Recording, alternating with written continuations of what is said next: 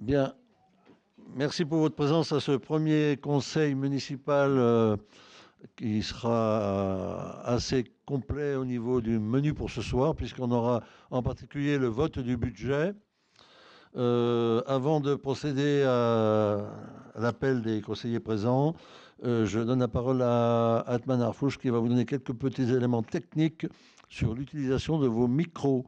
C'est important d'utiliser votre micro puisque nos débats sont enregistrés de façon à ce que ça soit clair pour les auditeurs. Merci. Bonsoir à tous, merci de votre attention. Je vous ai tous laissé une petite notice. Je pense que c'est assez clair. Je l'ai fait devant vous en 1 seconde. Donc il suffit simplement d'appuyer sur le bouton et une fois que c'est vert et que là votre micro il est rouge, vous pouvez parler. Et une fois que vous avez terminé, vous rappuyez sur le bouton et c'est terminé. C'est important pour notamment l'enregistrement du conseil municipal puisque le parti pris de la municipalité c'est de la transparence et de diffuser les conseils municipaux dès le lendemain sur notre site internet. Je vous remercie et bonne soirée. Merci Atman. Donc on va pouvoir commencer ce conseil municipal en faisant l'appel. Grandchamp Jacques présent, Éric Guédon. Présent. Sylviane Degnaud, pouvoir à Gaël Grumiaux. James Walker. Présent. Marie-Elisabeth Camucado. Présente. Pascal Hénard-Machet. Présent. Jocelyne Charpentier, pouvoir à Éric Guédon. Georges Barthes, pouvoir à James Walker. Gaël Grumiaux. Denise Marie-Antonio, pardon. Lalard Xavier, pouvoir à Denise Marie-Antonio. Martine Dutruel. Claude Sigwald. Agnès Storz. Alain Daguzan. Marie-Claude Girardot. Thierry Bizarre. Gilles Grelot. Dominique Giraud. Corinne Taberlet. Philippe de Curnage. Stéphanie Arandel. Philippe Béchet. Salia Hamek. Éric Bertolotti. Aurore Vénard. Dany Beaugrand. Christophe Terrand. Élise Levet. Le quorum étant atteint, on peut valablement délibérer et procéder à ce conseil. Je vous propose de désigner comme secrétaire de séance Stéphanie Arandel, qui spontanément accepte. Pas d'opposition. Merci Stéphanie. Donc, première étape, l'approbation du procès-verbal du conseil municipal du 22 mars. Donc là, avez-vous des observations sur ce procès-verbal que vous avez eu le temps de consulter? S'il n'y a pas d'interrogation, pas de commentaires particuliers. Donc je soumets au vote qui est contre, qui s'abstient, adopté à l'unanimité. Je vous remercie. Étape suivante, l'état des délégations. Vous avez eu le temps de les consulter. Est-ce que ça soulève des questions, des interrogations, des commentaires particuliers? Pas de commentaires, pas de questions. Très bien. On passe donc tout de suite à l'administration générale avec la première délibération concernant la fixation du nombre de membres élus du Centre communal d'action sociale de publier, le CCAS. On parle bien des membres élus du CCAS. Donc l'article L123-6 du Code de l'action sociale et des familles dispose que le conseil d'administration du CCAS comprend des membres élus en son sein par le conseil municipal et des membres nommés par le maire en nombre égal. Les membres élus par le conseil municipal le sont à la suite de chaque renouvellement du conseil municipal et pour la durée du mandat de ce conseil. Leur nombre est fixé par délibération du conseil municipal et doit être compris entre 4 et 8. Il est proposé de fixer le nombre de membres élus au conseil d'administration du CCAS à 6, portant ainsi le nombre total des membres à 12. Le conseil municipal est invité à fixer le nombre de membres du CCAS élus à 6. Est-ce que ça pose des questions? On délibère que sur le nombre de conseillers pour l'instant élus, 6. Donc on est bien en conformité. S'il n'y a pas de questions, je soumets au vote. Qui est contre? Qui s'abstient? Adopté à l'unanimité. Donc 6 élus et 6 personnes après désignées par le maire par arrêté. Dans la foulée, on procède à l'élection des membres élus du conseil d'administration du CCAS. Donc les articles L123, 6 et R 123-8 du Code de l'action sociale et des familles dispose que le conseil d'administration du CCAS comprend des membres élus en son sein par le conseil municipal. Les membres élus par le conseil municipal le sont à la suite de chaque renouvellement du conseil municipal et pour la durée du mandat de ce conseil. Au scrutin de liste, donc c'est bien une liste qu'on présente, à la représentation proportionnelle au plus fort, reste sans panachage ni vote préférentiel. Le scrutin est secret. Chaque conseil municipal ou groupe de conseillers municipaux peut présenter une liste de candidats. Par la délibération précédente, le conseil municipal a décidé de fixer le nombre de membres du CCAS à 12, dont 6 membres élus en son sein. Donc je vous invite maintenant à procéder à l'élection des 6 membres élus du CCAS. Pour ce faire, nous constituons donc le bureau de vote et en désignant 2 assesseurs parmi les présents, alors Denise Antonio et Christophe Terran. Si vous voulez bien prendre place auprès de l'urne.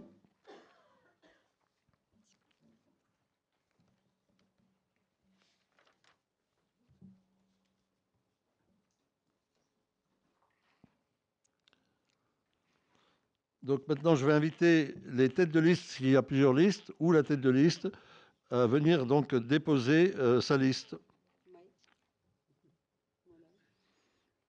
Pas d'autres listes? Bon, liste présentée par Marie-Elisabeth Camucado. Vous avez cette liste sur votre place. Donc le vote est simple, c'est bien un vote scrutin de liste. Je rappelle qu'on ne modifie pas la liste. Soit on vote pour la liste, soit on vote blanc. Donc vous avez les 2 possibilités. Et ceux qui ont procuration? Et ceux qui ont procuration votent pour leur procuration, bien entendu. Donc si c'est clair pour tout le monde, je vous invite à procéder aux opérations de vote. Donc je vais procéder, je finirai moi, mais on va commencer tout de suite par M. Guédon Éric. Ah, il vient. Okay. L'urne va se déplacer, ça ira plus vite. Donc 2 votes, Éric Guédon, oui. Un pour Éric Guédon et un pour Jocelyne Charpentier. Et voilà, donc je signe 2 fois.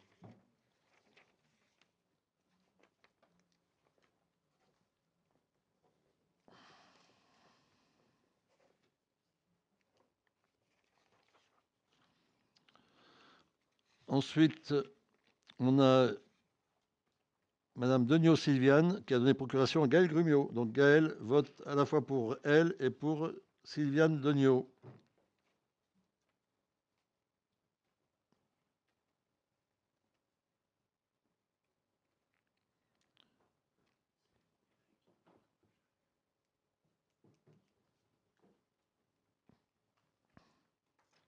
Bien. James Walker.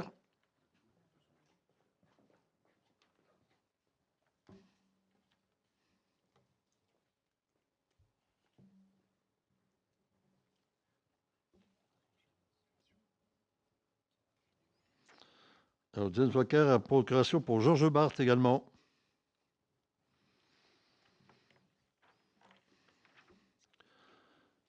Marie-Elisabeth Camucado.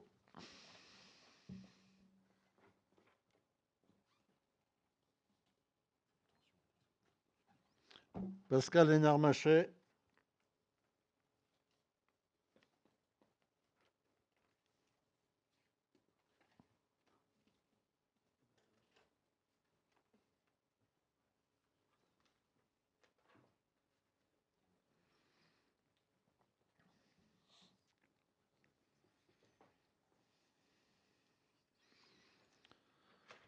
Denise Marie-Antonio vote pour elle et pour Xavier Lallard. Donc, deux votes.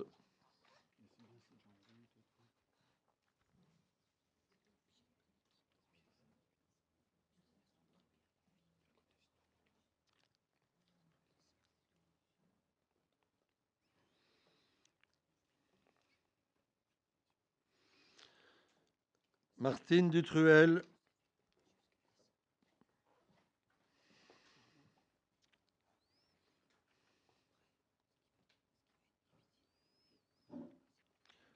Claude Sigwald.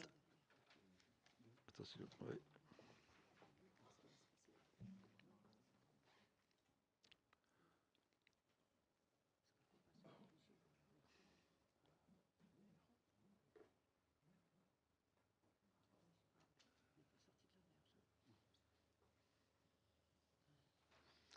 Agnès Storz,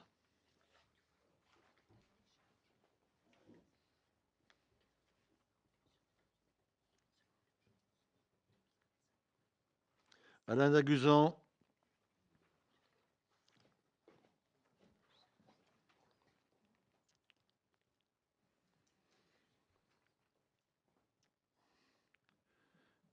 Marie-Claude Girardot,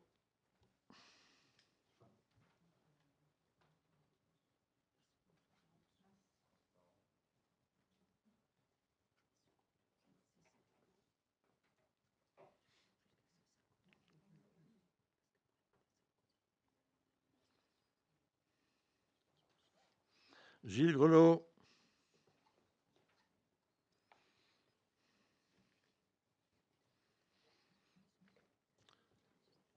Corinne Taberlet,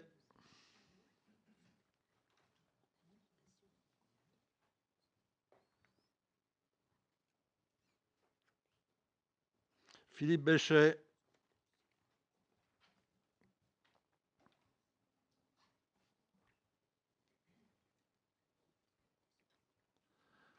Stéphanie Arandel,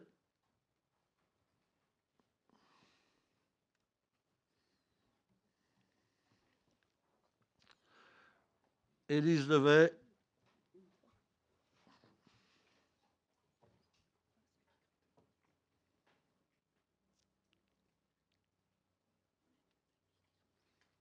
Dany Beaugrand,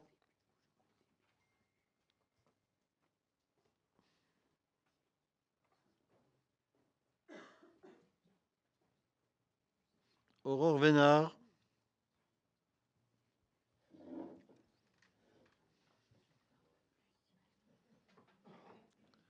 Éric Bertolotti,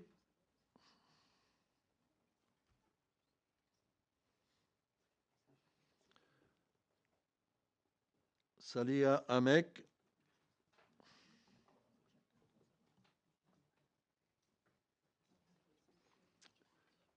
Philippe de Cournage,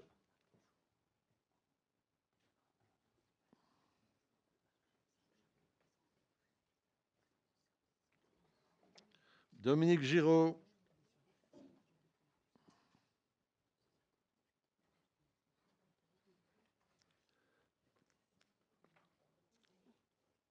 Thierry Bizarre,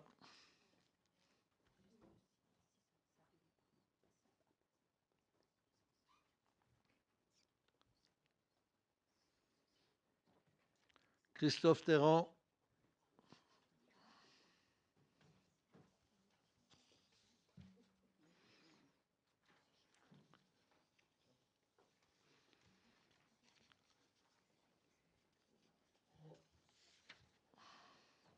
et Jacques Grandchamp.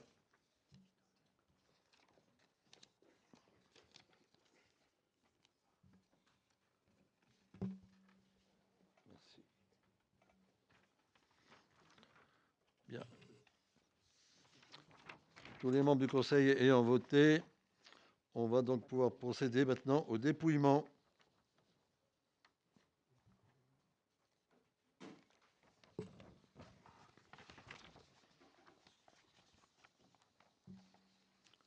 Première chose, vous décomptez le nombre de bulletins.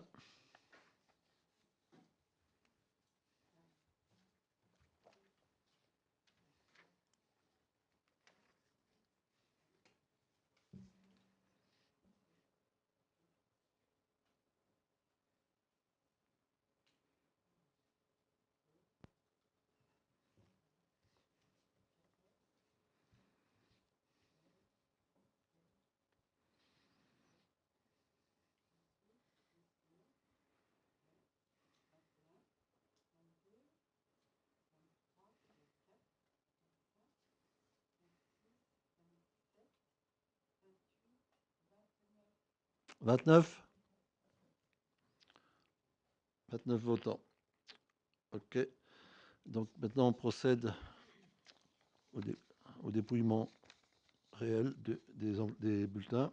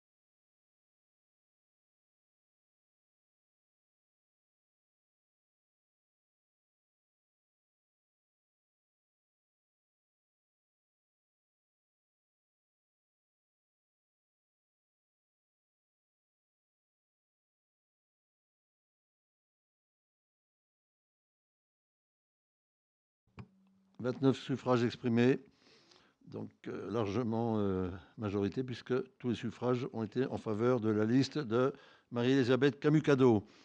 Sont ainsi désignés membres élus du conseil d'administration Marie-Elisabeth Camucado, Gilles Grelot, Jocelyne Charpentier, Georges Barthes, Dutruel Martine, Girardot Marie-Claude. Et en suppléant, Vénard Aurore et Salia Hamek. Les 6 autres membres du conseil d'administration seront donc nommés par arrêté.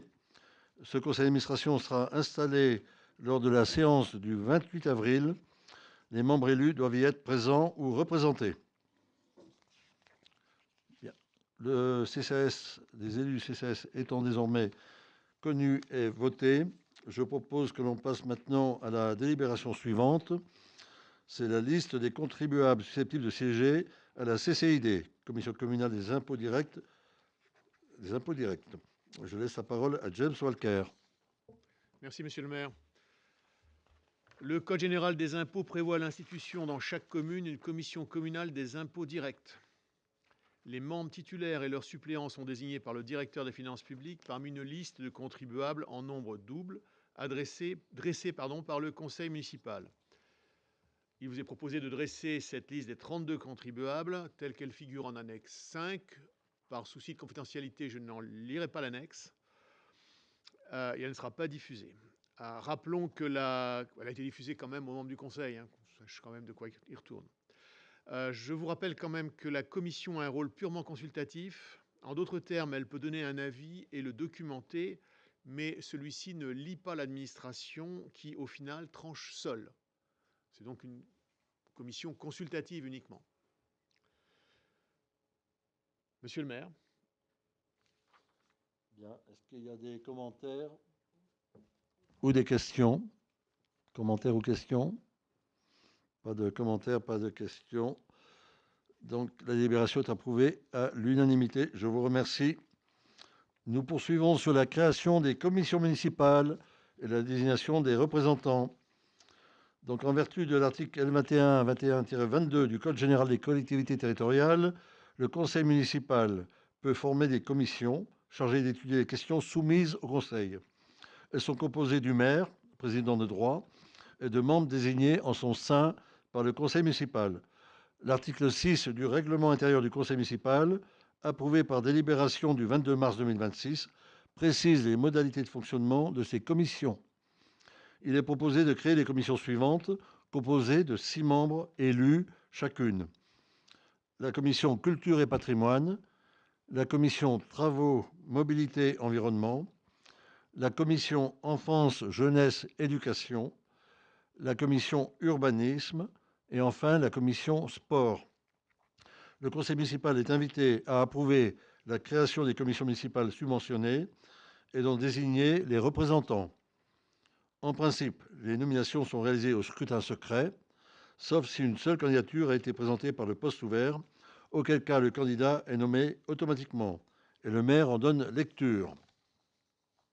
Nous avons reçu 6 candidatures pour chaque commission. Par conséquent, ils sont nommés d'office, sans procéder au vote.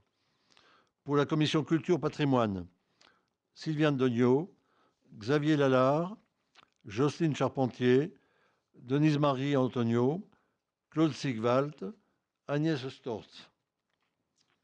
Pour la commission travaux, mobilité, environnement, Éric Guédon, Élise Levet, Philippe Béchet, Dominique Giraud, Alain Daguzan, Philippe de Curninge. Pour la commission enfance, jeunesse, éducation, Jocelyne Charpentier, Xavier Lallard, Pascal Hénard-Machet, Salia Hamek, Marie-Elisabeth Camucado, Marie-Claude Girardot. Pour la commission urbanisme, Georges Barthes, Dominique Giraud, Éric Guédon, Denise-Marie Antonio, Pascal Hénard-Machet, Christophe Terrand. Et enfin pour la commission sport, Gaël Grumiaux, Thierry Bizard, Christophe Terrand, Stéphanie Arandel, Dany Beaugrand et Philippe de Curninge.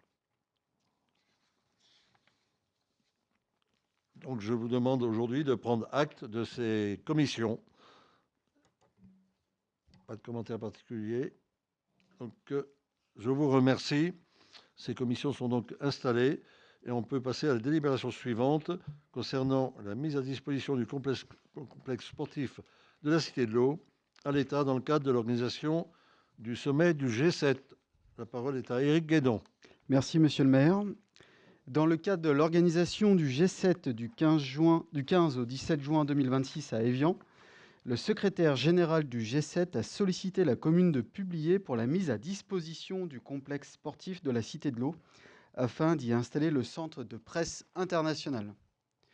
Eu égard aux circonstances, le montant de la mise à disposition du centre sportif de la Salle Olympe et des parkings et abords immédiats du 11 mai au 23 juin 2026 a été négocié à hauteur de 100 000 €, hors frais de personnel et charges de fonctionnement.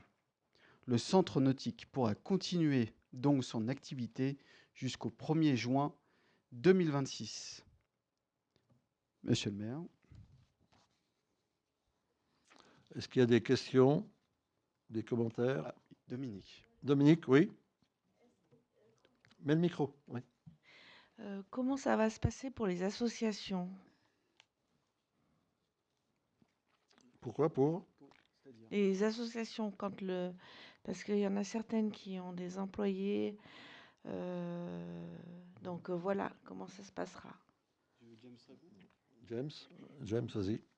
Là, c'est à la fois simple et désolant. Ce n'est pas la commune qui décide de geler la zone, c'est l'État. Donc, si les associations ont des demandes à faire de cette nature, comme les autres années d'ailleurs, enfin comme l'autre fois plus exactement, il faut qu'elles s'adressent à l'État. Alors, ce qu'on a fait, c'est quand on a reçu les demandes au niveau de la commune, on a transféré au niveau de la sous-préfecture en demandant d'accorder une écoute bienveillante à cette demande. Voilà. Bien. S'il n'y a pas d'autres questions, je soumets au vote. Qui est contre? Qui s'abstient? Adopté à l'unanimité. Je vous remercie. Le snack de la plage, convention d'occupation du domaine public.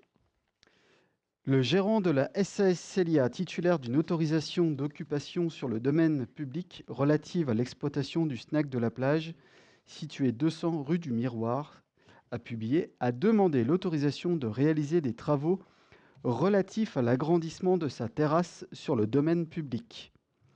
Cette terrasse de 36 mètres carrés supplémentaires sera réalisée côté lac. Elle donnera lieu au versement d'une redevance relative à l'occupation du domaine public, tels que prévoient les tarifs municipaux. Le montant annuel de la redevance pour 36 mètres carrés occupés est de 720 €. Monsieur le maire. Des commentaires ou des questions? Oui. Micro. L'arrosage automatique, comment ça va être réglé? Il a été déplacé, Madame Giraud.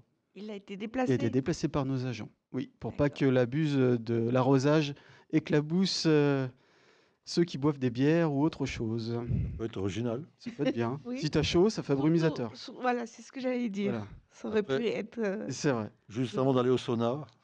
Un petit Voilà. peu. Voilà. Ça aurait été la première plage avec le brumisateur. C'est pas mal. Ouais, ça aurait été J'avoue. bien. Non, mais c'est pas la première fois qu'on fait des aménagements sur la plage et à Oui. chaque fois on déplace en fait l'arrosage Oui, je sais. automatique. Voilà. Comme il y a eu le terrain de pétanque, on a déjà fait une terrasse il y a 2-3 ans sur le snack et ça se passe très bien. Merci. Oui, Eric. J'avais une question. Ces aménagements sont démontables ou sont pérennes? Non, non, c'est une terrasse en fait en bois. Comment ça s'appelle? J'ai oublié le nom. C'est posé là, j'ai oublié. C'est autoclave, non? Autoclave. Oui, j'ai complètement oublié. le nom. Ouais, Donc ouais. pas de problème, c'est démontable. D'accord. Aucun souci. Merci. Il y a juste le snack vraiment quand on a refait les travaux où la terrasse est en béton désactivé, mais tous les alentours, c'est démontable. Bien. Merci. S'il n'y a pas d'autres questions ou commentaires, je soumets au vote. Qui est contre? Qui s'abstient? Adopté à l'unanimité. Je vous remercie. On passe maintenant à la désignation des délégués auprès du Comité national d'action sociale, le CNAS. Le CNAS est une association de loi 1901 qui propose des prestations d'action sociale aux agents de la fonction publique territoriale et leurs familles. Par délibération du conseil municipal du 23 janvier 2023, la commune du Publier a fait le choix d'adhérer au CNAS pour l'ensemble de ses agents, y compris ceux du CCAS. À ce titre, à la suite du renouvellement du conseil municipal, il convient de désigner un délégué parmi les élus et un parmi les agents communaux qui représenteront la commune au sein des instances du CNAS pour une durée de 6 ans, voire 7 ans. Le conseil municipal est invité à procéder à la désignation des délégués de la commune au CNAS. En principe, les nominations sont réalisées au scrutin secret, sauf si une seule candidature a été présentée par poste ouvert, auquel cas le candidat est nommé automatiquement et le maire en donne lecture. Nous avons reçu une unique candidature d'élu pour ce poste. Il s'agit de Pascal Lénard-Machet, qui confirme. Oui, je confirme, j'y étais déjà précédemment. Donc, actuel référent du CNAS. Et nous avons la candidature de Sandrine Ruche, agent communal. Ils sont nommés d'office, de fait, donc pas besoin de procéder à un vote. Merci à Pascal Lénard-Machet et à Sandrine Ruche. Élection des délégués du syndicat des énergies et du numérique, le SIAN. Le SIAN est un groupement de collectivités et d'établissements publics qui a pour objet l'exercice de compétences transférées pour le compte de ces derniers.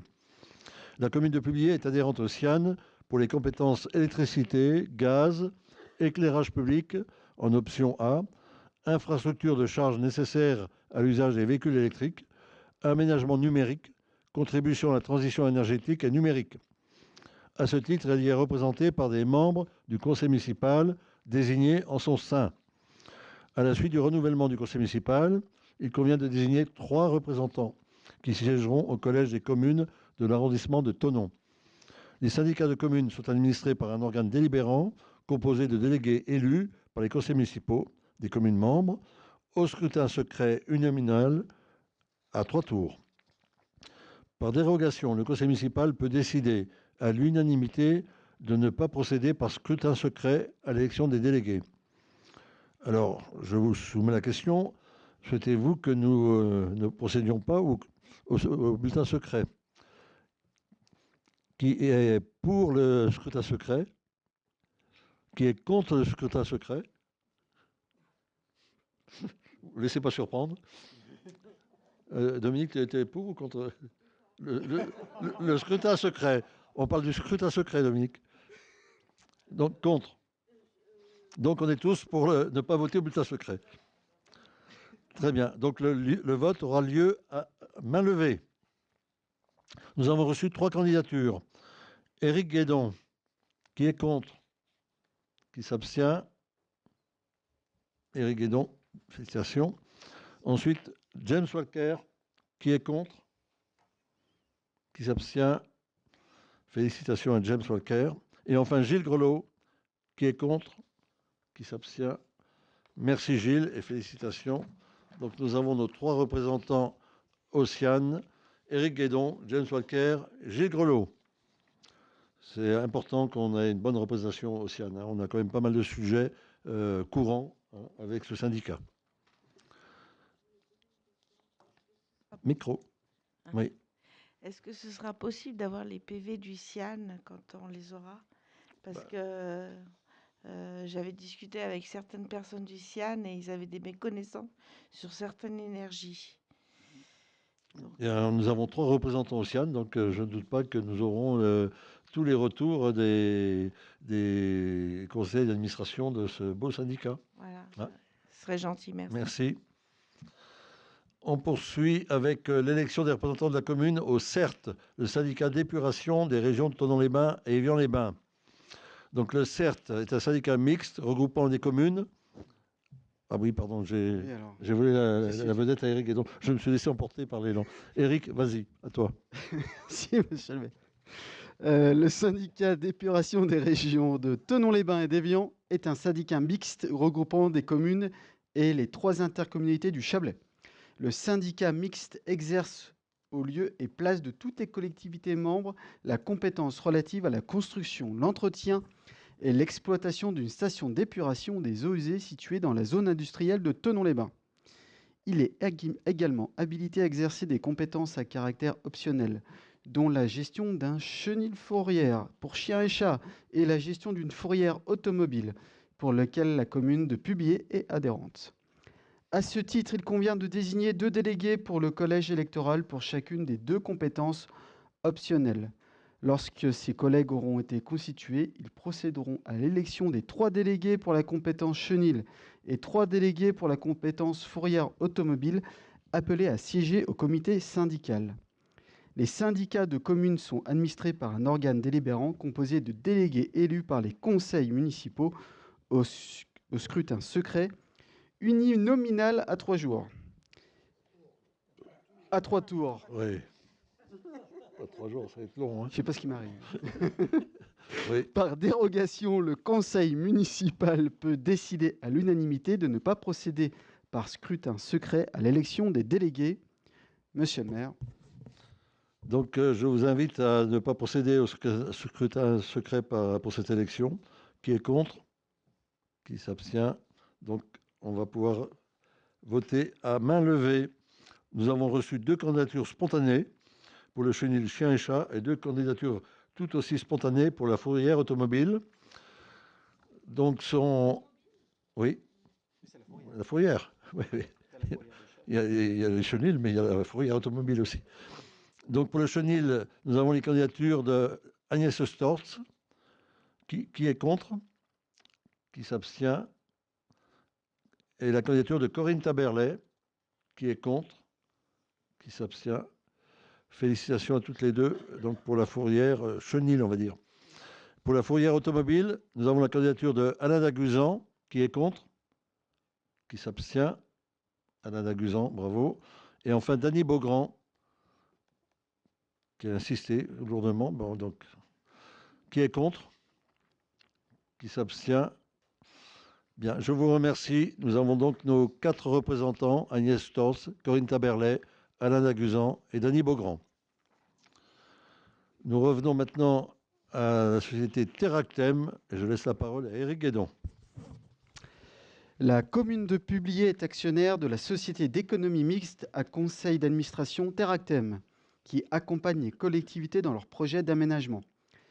Expertise foncière, gestion de projets en aménagement et en construction, maîtrise du cadre réglementaire et environnemental, montage financier complexe. À ce titre, elle a droit à une représentation par le biais de l'Assemblée spéciale des actionnaires et l'Assemblée générale ordinaire et extraordinaire de la société. À l'issue du renouvellement du conseil municipal, il convient de désigner le représentant de la commune au sein de ces instances. Les nominations ont lieu à scrutin secret, sauf si le conseil municipal décide à l'unanimité de ne pas y procéder, ou si une seule candidature a été déposée pour le poste à pourvoir, auquel cas la nomination prend effet immédiatement et il en est donné lecture par le maire. Monsieur le maire. Donc, première question, comme d'habitude, est-ce qu'on procède au bulletin secret? Je vous invite à ne pas procéder au bulletin secret. Qui est contre? Qui s'abstient? Donc, nous pouvons voter à main levée. Nous avons reçu une candidature spontanée, Christophe Terran, que je remercie. Qui est contre? Qui s'abstient? Christophe Terran est désigné représentant auprès de la société Teractem. Maintenant, désignation d'un représentant de la commune au sein de la société d'économie mixte, le Chablais Habitat. Donc, la société d'économie mixte locale Chablais Habitat a pour objet de réaliser des opérations de construction, d'aménagement urbain, de rénovation urbaine, de restauration immobilière et de réaliser des prestations de services pour des tiers en lien avec son activité. Elle est gérée par un directoire et un conseil de surveillance dont la majorité des actionnaires sont des collectivités territoriales ou groupements de collectivités territoriales, dont la commune de Publier. Les restants du capital sont détenus par des actionnaires privés. À ce titre, la commune doit désigner un représentant à l'Assemblée générale des actionnaires et un représentant à l'Assemblée spéciale de la SEML Chablais Habitat, qui peuvent être la même personne. Le conseil municipal procède à la désignation de ses membres ou de délégués pour siéger au sein d'organismes extérieurs. La désignation des représentants dans les organismes extérieurs a lieu à scrutin secret, sauf si le conseil municipal décide à l'unanimité de ne pas y procéder, ou si une seule candidature a été déposée pour le poste à pourvoir, auquel cas la nomination prend effet immédiatement et il en est donné lecture par le maire. Donc toujours la même question, je vous invite à décider de ne pas procéder au scrutin secret pour cette désignation. Qui est contre? Qui s'abstient? Nous pouvons voter à main levée. Et nous avons donc reçu une candidature, celle de Georges Barthes, qui était déjà représentant auparavant et qui donc souhaite rester représentant. Donc je vous propose cette candidature. Qui est contre? Qui s'abstient? Georges Barthes, désigné représentant auprès de la SEML Chablais Habitat. Je vous remercie. Nous passons maintenant dans le domaine des ressources humaines, avec une première démarche assez classique et assez fréquente, modification du tableau des emplois. La commune a recruté en 2025 un chargé de mission culture patrimoine à titre temporaire pour assurer la continuité du service en l'absence de la responsable. Le retour de cette dernière, désormais dédiée exclusivement au patrimoine, rend nécessaire la prise en charge des missions liées à la culture par un agent distinct. Il est ainsi proposé de créer un poste permanent afin de garantir la continuité et la mise en œuvre de la politique culturelle. Par ailleurs, chaque année, la collectivité fait état de ses propositions d'avancement de grade ou de promotion interne pour ses agents. En conséquence des choix effectués pour 2026, il est proposé au conseil municipal de modifier plusieurs emplois existants en ajoutant les grades correspondants. Enfin, à la suite du recrutement d'un agent polyvalent pour la salle des fêtes et bâtiments, il est proposé d'adapter un emploi existant afin de tenir compte du grade d'agent de maîtrise principale détenu par le candidat. Ce recrutement s'effectue à effectif constant, un poste s'étant libéré au sein du service bâtiment à la suite d'une mutation interne et transformé en emploi d'agent polyvalent pour la salle des fêtes et travaux des bâtiments. J'invite donc le conseil municipal à approuver la modification du tableau des emplois en conséquence. Est-ce qu'il y a des questions ou des observations? Donc, évidemment que nous sommes toujours très attentifs à ne pas alourdir à la charge des dépenses de fonctionnement, donc à être vigilants sur les emplois. Donc là, on a une exception temporaire à cette règle. On essaiera d'y revenir un peu plus tard pour en corriger les effets, mais on a ressenti le besoin de créer rapidement ce poste dédié à la culture, puisque, comme vous le savez, dans notre programme électoral, on a fait de la culture et du patrimoine l'axe d'effort de cette mandature. Donc, on a vraiment besoin d'une personne qualifiée, compétente. Cette personne a été recrutée, donc c'est important pour nous de pouvoir démarrer très très vite notre programme culturel et patrimonial. S'il n'y a pas d'observation ou de commentaires, je soumets au vote. Qui est contre? Qui s'abstient? Approuvé à l'unanimité. Je vous remercie. Mesure suivante, toujours en ressources humaines, grand classique aussi, à cette période de l'année, c'est la création d'emplois non permanents pour faire face à un accroissement saisonnier d'activité. Comme chaque année, le conseil municipal peut créer des emplois saisonniers pour l'été. Le recensement des besoins a été effectué auprès des chefs de service. Les arbitrages ont été proposés dans le cadre de la préparation budgétaire. Les besoins sont identiques à l'année précédente pour le centre technique municipal et pour la cité de l'eau. Le poste saisonnier au service bâtiment a été supprimé sur proposition des services. Pour la saison 2026, il est donc demandé 3 emplois à temps complet pour exercer les fonctions d'agent des espaces verts pour une durée de 6 mois. Un emploi à temps complet pour exercer les fonctions d'agent d'entretien de la voirie, manutention, pour une durée de 6 mois. 2 emplois à temps complet pour exercer les fonctions d'agent d'entretien des espaces publics pour une durée de 3 mois. Et enfin, 3 emplois à temps complet pour exercer les fonctions de sauveteur aquatique pour une durée de 2 mois. 2 des postes remplacent 2 postes de MNS vacants sur la saison. Je vous invite donc à approuver la création de ces 9 emplois non permanents pour répondre aux besoins saisonniers 2026. Est-ce qu'il y a des commentaires? Oui, Eric? Oui. Oui, j'avais une question concernant ces emplois. Est-ce qu'on favorise les gens de publier sur ces emplois temporaires et sur les enfants de la commune? Alors, je pense que chaque fois qu'on peut, oui. Après, quand je vois les emplois pour sauveteur aquatique, évidemment que ça demande des qualifications particulières. Donc, dès lors que les gens ont les qualifications, on n'est pas contre l'idée de favoriser les gens de la commune. Mais en fait, bon, on fait appel à la candidature, hein, puis on voit ce qui se présente. Oui. D'accord. Question supplémentaire Oui. pour les sauveteurs aquatiques, pour les BNSSA ou les MNS. Vu que la Cité de l'eau va être fermée pendant la période du G7, est-ce que ça rentre en compte ou pas? En fait, chaque année, on a une période de vidange en fait, de la piscine qui est obligatoire. Donc, on va profiter en fait, de la période du G7 pour anticiper la fermeture. Donc, voilà. Merci. Et donc le centre nautique sera fermé pendant le G7, mais ouvert l'été, contrairement à ce qu'on pratiquait d'habitude. Voilà.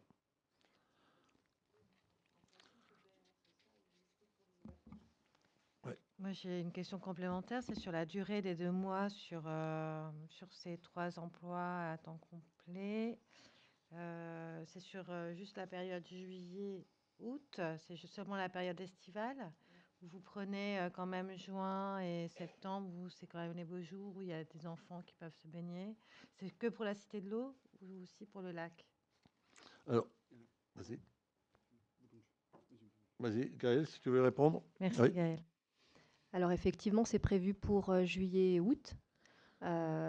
Étant donné que l'été, il y a la plage qui est ouverte. Et ça permet également en fait, de soutenir nos équipes qui sont en poste. Donc on a besoin à ce moment-là de BNSSA, saisonniers. Est-ce que ça répond à ta question? Ma question était un peu plus étendue sur la période juin et septembre, qui sont aussi des périodes de beaux jours où il peut y avoir beaucoup de baignades encore pour les enfants. Alors après, il y a le côté plage et côté Oui, Cité de l'eau. ça. Oui. À la plage, la surveillance est toujours début juillet jusqu'à fin août.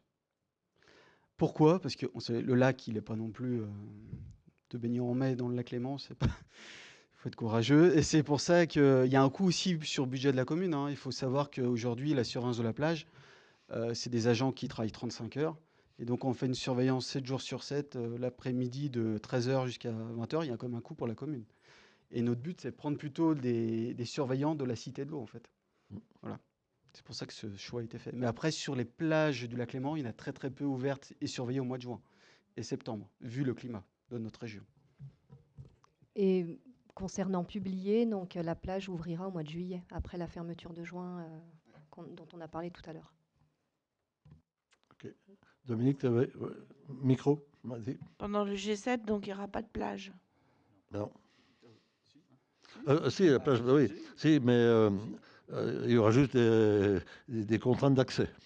D'accord. Donc des contraintes d'accès, des contraintes de parking. Oui. Alors, le parking de la plage, il sera accessible. C'est juste le parking numéro 3 de la Cité de l'eau. Quand tu prends rue du Miroir à gauche, tu as pu voir sur les plans, il est réservé pour le G7. D'accord. Voilà. Ok. Et le parking côté tennis, il est disponible, si ma mémoire est bonne. Donc on aura une information, une communication sur le site internet de la Ah oui, commune. et même, tu l'as? Je Ouais. sais pas encore. Ah oui. Tu as lu les annexes? J'ai pas d'ordi encore. Ok. Très bien. S'il n'y a pas d'autres commentaires, je soumets au vote. Qui est contre? Qui s'abstient? Approuvé à l'unanimité. Je vous remercie. Et maintenant, je donne la parole à James Walker pour le plat de résistance de ce conseil. Qui dit plat de résistance dit cuisine, donc on va éviter ce genre de règlement. D'ailleurs, puisqu'on parle de règlement budgétaire et financier, alors pour certains d'entre vous, c'est peut-être quelque chose de très administratif, mais d'une part, c'est une obligation fixée par le Code général des collectivités territoriales que de réviser ce plan, d'abord qu'il y ait un plan, et de réviser ce règlement, dès qu'une nouvelle assemblée délibérante se met en place. Bien sûr, c'est un plan qui peut être révisé également en cours de mandature, en fonction des besoins, et aussi également je dirais même surtout, lorsqu'on a une évolution dans les processus de gestion comptable. Sachant qu'il est clair que toute modification de ce règlement doit être approuvée par le Conseil. Vous avez le document, vous l'avez eu en annexe, n'est-ce pas Dominique, hein? Je suis sûr que tu t'y es intéressé avec beaucoup de force. Que dire sur ce plan? Eh bien, en fait, les modifications sont surlignées en jaune, donc vous pouvez les voir. Ce sont surtout des adaptations qui vont de la suppression de formulations peu claires à une définition un peu plus précise de qui fait quoi. En termes de piste d'audit, c'est extrêmement important pour nous. Voilà, je ne dirai pas plus sur le règlement budgétaire et financier. C'est une matière un peu ardue, j'en conviens. Il est disponible, il est public. Monsieur le maire. Bien, est-ce qu'il y a des commentaires? Pas de commentaires. Je soumets au vote. Qui est contre? Qui s'abstient? Très bien, notre RBF est approuvé à l'unanimité. Bien, pour la présentation des comptes 2025 pour le budget principal, je vous rappelle que nous allons partir du compte financier unique qui se substitue au compte administratif et au compte de gestion. C'est pour ça que ce dossier est un peu moins lourd que les années antérieures.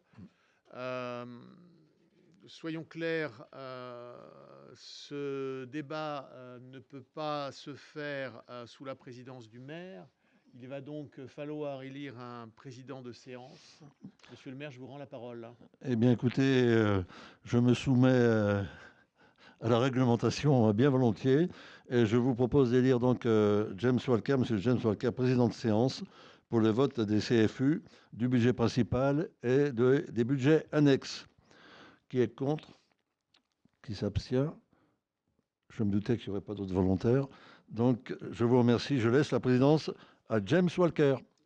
Je suis très honoré par ce choix, Oui. mais je ne m'attendais pas à ce qu'il y ait beaucoup de volontaires, en fait, moi non plus. Vous avez eu communication de l'ensemble des éléments du compte financier unique dans les annexes 17, 17.1, 17.2, 17.3, 17.4. Et vous avez certainement noté au moins les principaux postes. En fonctionnement, nos recettes s'élèvent à 19 329 000 euros. Nous avons conduit 10 766 000 euros de dépenses d'investissement, auxquelles il convient d'ajouter 1 318 000 euros de reste à réaliser. Nos dépenses de fonctionnement sont, elles, élevées à 16 341 000 euros. Je vous fais grâce du détail des euros et des centimes. Donc, vous l'avez noté, il n'y a aucune dérive au regard des prévisions faites au budget 2025. D'une manière générale, vous avez dû noter qu'on essayait de faire des prévisions qui répondaient à l'exigence de sécurité. L'excédent de la section de fonctionnement couvre largement le besoin de financement de la section d'investissement et nous permet de mettre en réserve cette année encore 6 026 000 euros qui nous seront bien utiles pour les investissements futurs. Somme toute, c'est une année correctement conduite financièrement malgré un haut niveau d'investissement au service de nos concitoyens. Cela appelle-t-il des commentaires, des questionnements? Rien de particulier. Bien. Monsieur le maire, voulez-vous vous retirer? Je me retire. C'est son sport annuel, en fait, il faut le savoir.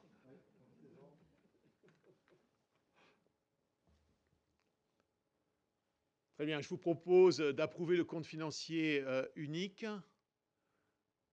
Y a-t-il des votes contre? Y a-t-il des abstentions? Bien.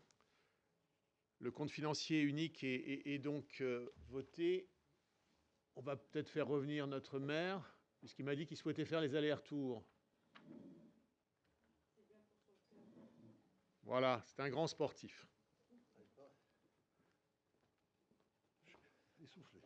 J'ai la joie et le plaisir de vous annoncer, monsieur le maire, que votre budget principal a été voté sans problème. Vous avez le quitus, comme on dit dans le privé. Vous êtes maintenant invité à approuver le compte financier unique 2025 du budget annexe cimetière. Alors, c'est un budget un peu particulier.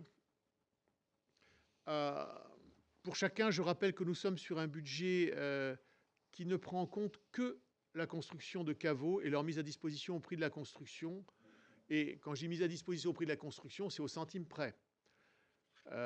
Tout ce qui est caverne, columbarium, entretien du cimetière, y compris la voirie, sont pris dans le budget principal. En fait, c'est une curiosité historique dans les règles de la comptabilité des communes. Bien sûr, on doit s'y soumettre. Bon, je ne vois pas spécialement de commentaires particuliers à ajouter. Peut-être en avez-vous? Souhaitez-vous des précisions? Monsieur le maire? Au sport.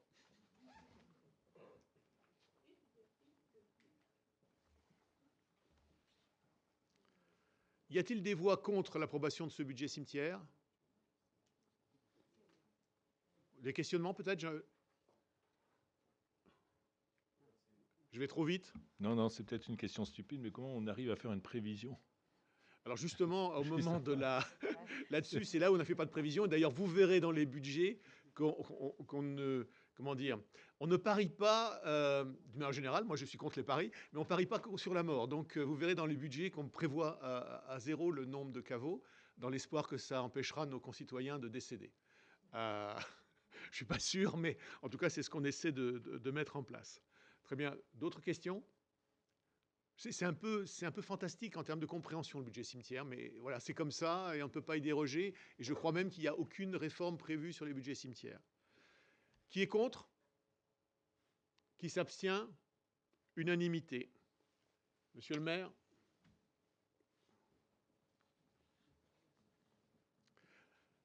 Sachez que le conseil municipal a approuvé le compte financier unique du budget cimetière à l'unanimité. Merci. Merci pour eux. Compte financier unique 2025 pour le budget annexe sport. Je vous rappelle, on est en train de valider la gestion de l'année passée. Donc, même motif, même procédé.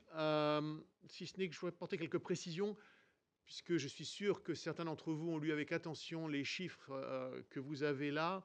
Ne vous trompez pas sur le niveau des recettes tel qu'il ressort du tableau projeté. Vous avez ici essentiellement des écritures d'ordre liées à la régularisation progressive d'amortissement de subventions et d'études liées à l'ancien projet d'extension du port, projet abandonné aujourd'hui. En effet, ces écritures n'avaient pas été faites jusqu'en 2020 ou 2022, donc il faut rattraper ce temps-là et amortir correctement ces investissements et constater qu'en fait, ils ne sont pas suivis d'exécution. Le total des recettes réelles de fonctionnement est en fait de 40 533 € pour des dépenses réelles de fonctionnement de 51 748 €. Nous reparlerons de cette situation lors de la discussion des budgets 2026. Disons simplement que 2025 a été le théâtre d'une discussion entre les services de l'État et les communes du littoral sur l'avenir des concessions portuaires arrivant à leur terme. Cela nous a conduit à l'attentisme le plus parfait quant à la couverture de ce déséquilibre structurel par le budget principal. Vous savez que pour les SPIC, normalement, on ne peut pas couvrir des déficits structurels. On peut faire des déficits occasionnels, mais pas structurels. Donc on est un peu dans l'exception pour des montants modestes, c'est ce qui ne m'inquiète pas trop, mais surtout, on ne pouvait pas du tout envisager de modifier cette situation alors qu'on est en pleine discussion avec l'État sur la propriété des ports. Vous pouvez retrouver, si vous le souhaitez, ces éléments, c'est-à-dire les 40 533 € de recettes et les 51 748 de dépenses à la page 13, aux pages 13 et suivantes d'ailleurs, du compte financier unique du port. Avez-vous des questions, des remarques? On reviendra sur ce budget pour 2026 plus longuement peut-être. Monsieur le maire, merci.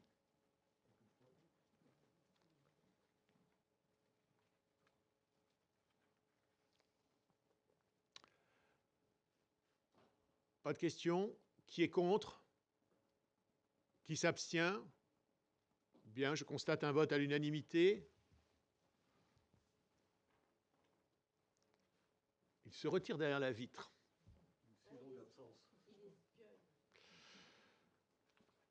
Monsieur le maire, j'ai l'honneur de vous annoncer qu'après en avoir délibéré, le conseil municipal a approuvé le compte financier unique 2025 du budget annexe port. Soyez-en remerciés. Compte financier unique 2025 sur le budget annexe ZAC de la Rive. Donc vous êtes invité bien sûr à approuver ce compte financier qui résulte de la gestion de notre maire bien-aimé. Le résultat excédentaire, puisqu'il m'a béni, j'en profite, le résultat excédentaire est de 50 000 €, comme prévu avec aucun autre mouvement que les écritures d'ordre, comme vous avez certainement pu le constater en page 17 et suivante du compte financier unique, qui figure en annexe 20. J'aime bien ce compte financier unique parce que c'est 0 sur toutes les lignes, mais il faut quand même que toutes les pages figurent. Avez-vous des questions particulières? C'est vraiment un endroit où il ne se passe rien. Pour l'instant.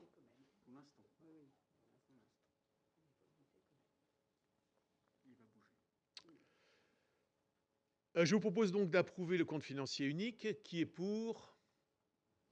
Contre? On va essayer qui est contre. Parce que pour, j'ai vu que ça ne bougeait pas beaucoup. Hein. Donc qui est contre? Personne ne bouge. Qui s'abstient? Personne. Unanimité.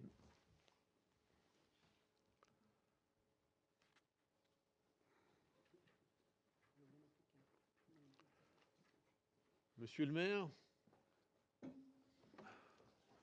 dans sa grande bonté, expérience et connaissance des situations, sachez que votre conseil municipal a approuvé à l'unanimité votre gestion de la ZAC du port. Merci James. Je reprends la présidence de cette séance. De la Rive. De la Rive, oui, oui. Pardon pour ce lapsus. C'est juste à côté, oui. Merci pour ces interventions. Je reprends la présidence de séance pour immédiatement redonner la parole à James Walker. Alors, nous sommes à l'affectation des résultats 2025. Nous revenons au budget principal. Permettez-moi un petit rappel. La décision d'affectation du résultat porte sur le résultat excédentaire de la section de fonctionnement constaté à la clôture des comptes. Cette délibération est nécessaire puisque nous avons constaté un besoin de financement de la section d'investissement à hauteur de 2 832 000 €.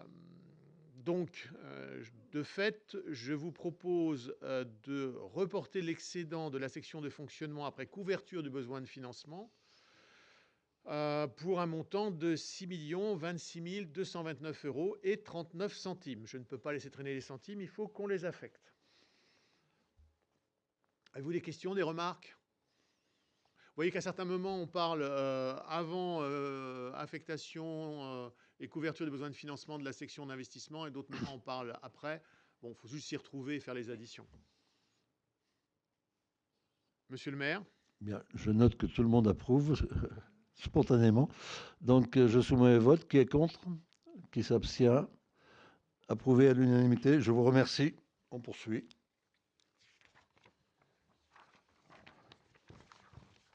Je vous demande un peu d'attention. Nous avons en son temps, en 2022, opté pour la gestion des principales opérations d'investissement, d'autorisation de programme et crédit de paiement. Le principe, les autorisations de programme constituent la limite supérieure des dépenses qui peuvent être engagées pour le financement des investissements. Ça permet notamment, quand on prévoit un gros investissement, de dire, voilà, ça va coûter tant, et les travaux vont durer 3 ans, 2 ans, la durée des travaux. Donc ça permet d'avoir une bonne visibilité sur les investissements qu'on lance. En fait, ces autorisations de programme sont valables sans limitation de durée jusqu'à leur annulation ou leur révision. L'autorisation de paiement comporte la réalisation prévisionnelle par exercice des crédits de paiement. Qu'est-ce qu'on va dépenser dans l'année pour financer l'investissement? Ainsi qu'une évaluation des modalités de financement. La récupération sur la TVA, les subventions, l'autofinancement et l'emprunt. Les crédits de paiement constituent la limite supérieure des dépenses qui peuvent être mandatées pendant un exercice. Le budget primitif de l'année ne tient compte que des crédits de paiement de l'année. Le budget primitif 2026 requiert la modification de l'autorisation de programme 2023-01, nouvelle salle des fêtes, avec une diminution des crédits de paiement, c'est plutôt une bonne nouvelle, et du montant global de l'autorisation de paiement de 224 541 €. L'autorisation de programme 2022-01, reconstruction du groupe scolaire Saint-Exupéry, nécessite un report des crédits des années passées non utilisés sur l'exercice 2026 pour 618 738 € et 1 centime, et l'augmentation de l'autorisation de paiement en global de 360 000 € pour supporter les révisions de prix, 50 000 €, et les travaux supplémentaires pour 310 000 €. Quant à l'autorisation de programme 2024-02, aménagement du secteur 10, parking paysager, la ventilation des crédits par chapitre et le lissage des crédits sur 2026 et 2027. Une façon d'ajuster nos besoins, c'est aussi de faire glisser un peu les programmes dans le temps. Enfin, l'autorisation de programme 2024-03, aménagement, la date qui précède 2023-2022, c'est la date à laquelle on a lancé l'autorisation de programme. L'autorisation de programme 2024-03, aménagement secteur 1A, quai entrée Est, est à clôturer du fait de sa caducité. Il est également proposé la création de nouvelles autorisations de programme pour gérer les dépenses dites imprévues de la section d'investissement. Nous sommes là limités à 2% du montant maximum des dépenses réelles de la section. Sachez que pour cette autorisation de programme, elle se clôture chaque année. Il faut en revoter une nouvelle chaque année. C'est un peu la particularité dans les autorisations de programme. Bon, je sais que tout le monde a bien suivi, mais on va quand même faire un petit résumé. Nous sommes invités à approuver la révision des 4 autorisations de programme correspondant aux 4 gros chantiers en cours, à approuver les crédits de paiement 2026, à approuver la création d'une autorisation de programme 2026-1 de dépenses imprévues pour 250 000 €. Monsieur le maire. Bien. Pas de commentaires. Tout ça est très clair. Donc, je soumets au vote. Qui est contre? Qui s'abstient? Approuvé à l'unanimité. Je vous remercie. Et on enchaîne sur les taux d'imposition. C'est de l'esclavage, je vous dis, c'est de l'esclavage. Vote des taux d'imposition 2026. Vous savez que les conseils municipaux votent chaque année le taux de taxe foncière et de la taxe d'habitation sur les résidences secondaires. En fait, c'est les 2 derniers taux qui nous restent à main. Le budget primitif 2026 ne requiert pas d'augmentation des taux d'imposition, comme nous l'avions vu au moment du débat d'orientation budgétaire. Il est donc proposé de les maintenir au niveau de 2025. Je vous rappelle les taux.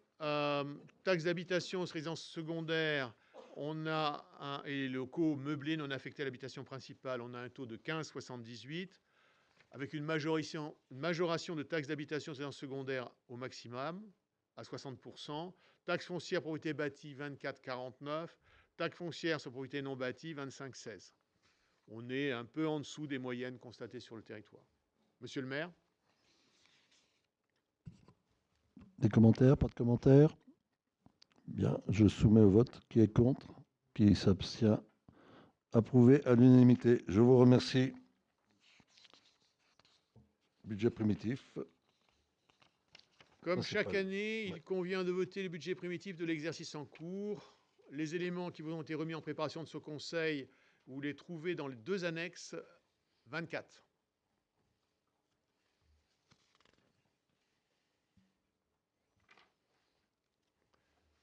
Comme nous venons de le voir, pour approuver les comptes 2025, notre structure budgétaire se compose d'un budget principal et de 3 budgets annexes. Les budgets annexes sont ZAC de la Rive, cimetière et port. La section de fonctionnement regroupe les dépenses liées au fonctionnement courant, dont les charges de personnel, mais aussi les charges à caractère général, les provisions, les dotations aux amortissements et les intérêts de la dette. La section d'investissement, quant à elle, recense les dépenses d'équipement ou encore le remboursement du capital de la dette. Les recettes de cette section incluent, entre autres, les subventions reçues. Sur ces principes généraux, pas de questions particulières? Les charges à caractère général sur la section de fonctionnement sont projetées à hauteur de 5 061 324 € et 39 centimes. Les centimes me servent à équilibrer, m'en veuillez pas de les mettre. En augmentation de 384 823 € et 7 centimes par rapport au réalisé 2025. Cet écart peut paraître important, sauf à conserver en mémoire qu'il se rapporte à une comparaison réalisée budget. Et nous restons prudents dans l'évaluation des dépenses à venir. Vous savez tous que sous-estimer les perspectives de dépenses ne serait guère prudent. Les charges de personnel sont prévues à hauteur de 7 944 700 €, en augmentation de 6,4%, soit 475 601 € et 77 centimes par rapport à 2025, notamment du fait de décisions externes à la commune. J'insiste, elles ont été particulièrement lourdes, l'assurance du personnel qui a augmenté de 25%, les cotisations retraite et les arrêts de travail. Par contre, nous assumons pleinement la nouvelle enveloppe de 120 000 € proposée pour le complément indemnitaire annuel des agents, qui est bien là une décision de la commune. Il était important de reconnaître les bonnes performances des agents et de pouvoir mettre, j'allais dire, un peu une prime à l'implication et aux résultats. Le chapitre des charges financières est composé du montant des intérêts d'emprunt des annuités 2026. Il s'élève à 637 543 €. Pour faire bref, le maire m'a dit de faire bref. Pour faire bref, les dépenses réelles de fonctionnement s'élèvent à 15 393 096 € et 20 centimes. Le reste que vous voyez dans les tableaux, ce sont que des écritures d'ordre, c'est-à-dire des écritures qui ont une nécessité comptable, des amortissements des provisions, mais qui ne représentent pas un flux financier effectif. Voyons maintenant les recettes de fonctionnement.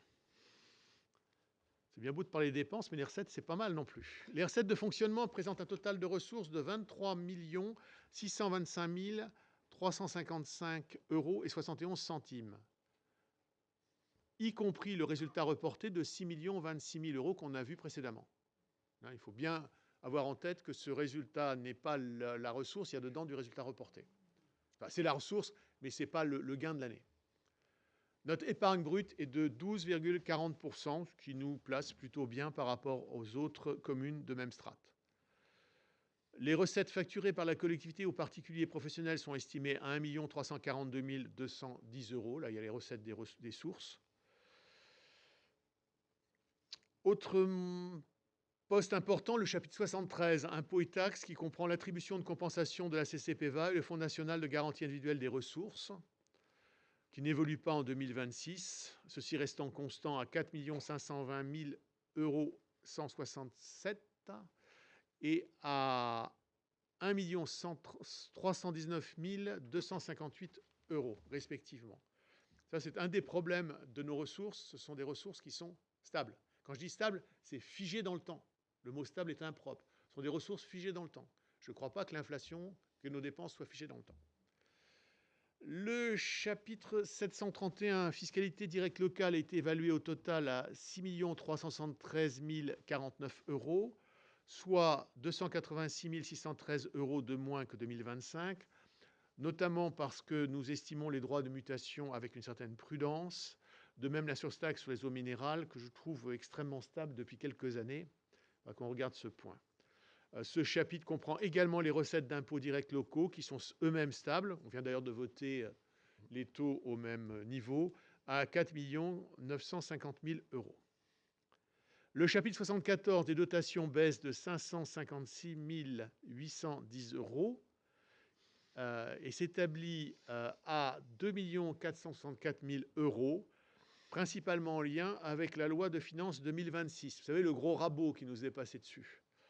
En effet, la commune perd 287 000 € de compensation et des exonérations de taxes foncières des locaux industriels. C'est une mesure qui était soi-disant temporaire et qui s'appliquait pendant la période Covid pour alléger la charge des entreprises touchées par le Covid. L'État était généreux puisque c'était sur les recettes des communes. Facile d'être généreux avec l'argent des autres. Et perd 266 000 € de DCRTP, c'est la dotation qui remplace l'ancienne taxe professionnelle. Mesure qui compensait donc les pertes de recettes liées à la réforme de la taxe professionnelle. Donc vous voyez, on supprime des ressources directes des communes, on les remplace par ces dotations et on rabote ces dotations. Voilà le mécanisme. Et avec ça, on doit faire tourner les communes. La commission des finances a relevé que cette baisse des dotations devait être intégrée dans nos prévisions long terme, qu'elle remet en cause notre capacité d'investissement malgré les contraintes que nous fixons aux dépenses de fonctionnement et aux effectifs. J'insiste, on a parlé des effectifs tout à l'heure, mais depuis 2022 et jusqu'à cette année, nous avions stabilisé les effectifs en équivalent temps plein à 248 personnes. C'était quand même une belle performance dans l'environnement d'augmentation des effectifs qu'on connaît partout. Et j'espère qu'on renouvellera cet effectif. Ça en fait tomber ma plaque, vous voyez. Dans le même ordre d'idée, retenez que les recettes réelles de fonctionnement s'élèvent en fait, lorsqu'on enlève le résultat reporté, à 17 571 902 € et que la part des impôts directs là-dedans, celle où la commune a la main sur l'évolution des taux n'est que de l'ordre de 28%. Explorons ensemble la section d'investissement. Pour 2026, les dépenses d'équipement total, chapitre 20, 21. Il faut faire bouger le tableau, s'il vous plaît. Merci. Chapitre 20, je vous disais 21 et 23 représentent 12,4 millions, dont 1,3 million de reste à réaliser. C'est un budget d'investissement qui porte pour l'essentiel sur le bouclage des gros chantiers en cours. Le nouveau groupe scolaire Saint-Exupéry pour 3 896 000 euros. C'est la troisième et dernière phase. La salle des fêtes pour 1 851 000 euros. Elle est terminée, mais on prend en charge sur 2026 le solde des dépenses. Et le parking paysager pour 2 030 000 euros. Nos investissements seront j'ai mis que les plus gros investissements. Nos investissements seront principalement financés en 2026 par l'autofinancement issu de la section de fonctionnement, les fameux 6 millions qu'on a reportés. Les restes à réaliser en recettes d'investissement pour 1 060 000 euros. C'est les subventions notifiées en fait. C'est 1 million d'euros, ce sont les subventions dont on a reçu la notification et qu'on n'a pas encore encaissées. Le FCTVA pour 1,2 million et un peu de cession d'actifs pour 270 000 euros. Nous prévoyons également pour l'équilibre un emprunt de 3,4 millions, ce qui amènerait le capital restant dû fin 2026 à 19,4 millions et donnerait une capacité de désendettement de l'ordre de 8,9 années. Donc un endettement qui reste inférieur à ce que nous avons trouvé il y a 6 ans en arrivant aux manettes de la commune. Monsieur le maire, j'espère avoir été aussi bref que vous l'attendiez. C'est parfait et limpide, enfin ce qui me concerne.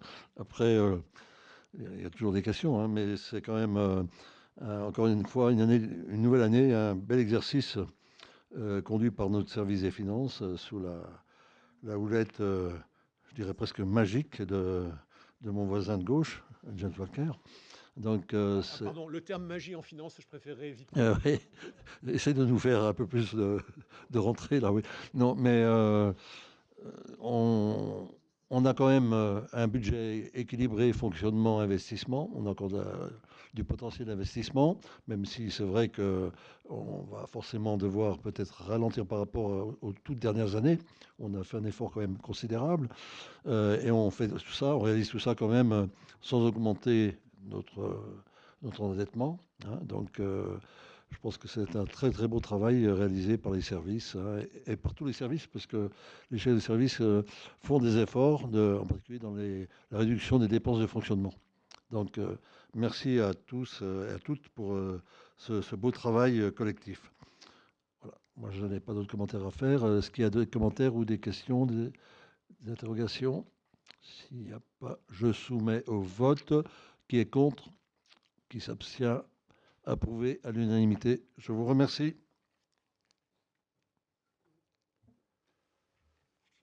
Budget annexe cimetière. Donc, je vous ai expliqué le fonctionnement tout à l'heure. Le budget annexe cimetière enregistre l'avance faite par le budget général pour réaliser les caveaux. Il rembourse cette avance au fur et à mesure que ces caveaux sont mis à disposition des défunts. Pour 2026, bien sûr, on ne prévoit pas de nouvelles constructions, puisqu'on a un peu d'avance en caveaux. Nous budgétons les rentrées d'argent pour zéro, par principe. Comme j'ai dit tout à l'heure, on ne parie sur rien, encore moins sur la mort. Les autres dépenses sur le cimetière sont prises en charge par le budget général, conformément à la législation. C'est toujours une petite difficulté entre ce qui est pris en charge par le budget cimetière et ce qui est pris en charge par le budget général. Mais globalement, avec quelques allers-retours entre les services, on finit par y arriver. Monsieur le maire. Bien. Pas de questions particulières. Je soumets au vote. Qui est contre?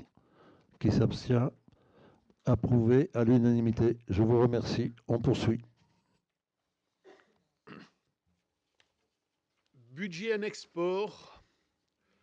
Vous avez vu un budget avec des montants extrêmement conséquents.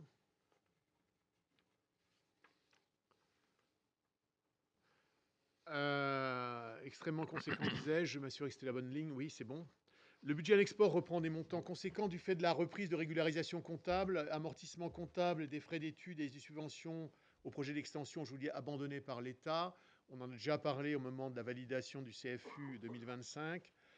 Ces opérations d'ordre opérées sur les deux sections n'ont aucun impact sur la trésorerie, bien entendu. La prévision des dépenses réelles totales de ce budget pour 2026 s'élève à 97 144 euros et 52 centimes, dont 25 444 euros et 52 centimes au titre des dépenses d'investissement du port. La tarification des droits de port est prévue à hauteur de 38 000 euros, sans augmentation cette année, et les résultats reportés des deux sections s'élèvent à 32 087 euros et 31 centimes. Dès lors, le projet de budget primitif 2026 présente un besoin de financement de 27 057 et 21 centimes, nécessitant le versement d'une subvention exceptionnelle d'équilibre du budget principal. Pour une fois, on a une subvention exceptionnelle qui se justifie par un investissement exceptionnel puisqu'on achète un bateau de service. Dès que le transfert de propriété des ports entre l'État et la commune sera effectif, nous pourrons sereinement nous pencher ensemble sur les conditions d'équilibre de ces activités dans le respect de la règle et des règles de la comptabilité publique. Monsieur le maire. Merci pour toutes ces précisions. Est-ce qu'il y a des questions, des commentaires? Je soumets au vote. Qui est contre? Qui s'abstient? Approuvé à l'unanimité. Nous passons à la ZAC de la Rive. Ah, ça c'est un beau budget. Que s'est-il passé sur ce budget en 2025? Nous l'avons vu, rien. Que prévoyons-nous dans ce budget pour 2026?